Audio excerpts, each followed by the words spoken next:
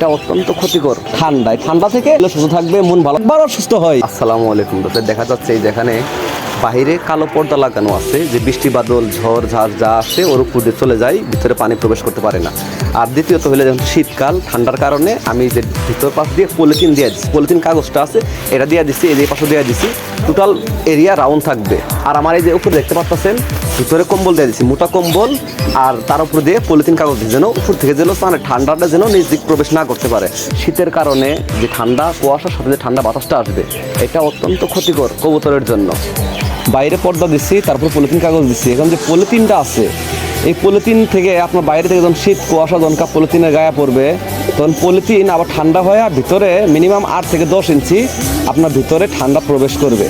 তো এখানে আপনাদের আমি আবার ইয়ে করবো, ভিতরে কম্বল দিয়ে দেবো যেন ঠান্ডাটা যেন সরাসরি শরীরে না আসতে পারে। গ্রাম এলাকা অনেক দিন ঠান্ডা থাকে, ঢাকার মধ্যে আপনার দেখা গেছে 1 থেকে 2 মাস, মানে বড় জোরে 1 মাসই থাকে আমার জানা মতো আর কি।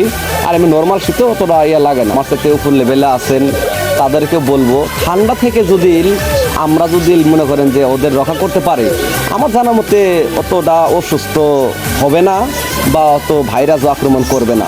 মেন ভাইরাসের কারণই হলো ঠান্ডা থেকে ভাইরাস সৃষ্টি হয়। তো এই জিনিসটা যদি ডেকোরেশন যদি আমরা খেয়াল রাখি, তাহলে আল্লাহর রহমতে আগামী দিনে আর আমাদের কোনো সমস্যা হবে না, আমরা একইভাবে চলতে থাকবো। আর আমাদের যে মাল যদি সুস্থ থাকে, আমাদের নিজেরও শরীরও সুস্থ থাকবে, মন ভালো থাকবে। কেন থাকবে? দেখেছে ওরা সুস্থ, চিন্তা নাই, ভাবনা নাই, চলছে ওরা ওদের মতো, আমি আমাদের মতো।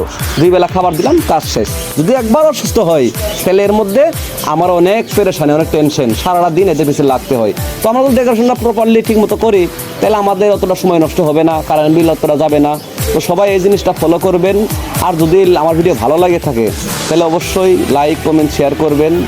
আর আমার পাশাপাশি থাকবেন, পরবর্তী ভিডিও পাবেন ইনশাআল্লাহ। সবাই ভালো থাকেন, আল্লাহ হাফেজ, আসসালামু আলাইকুম।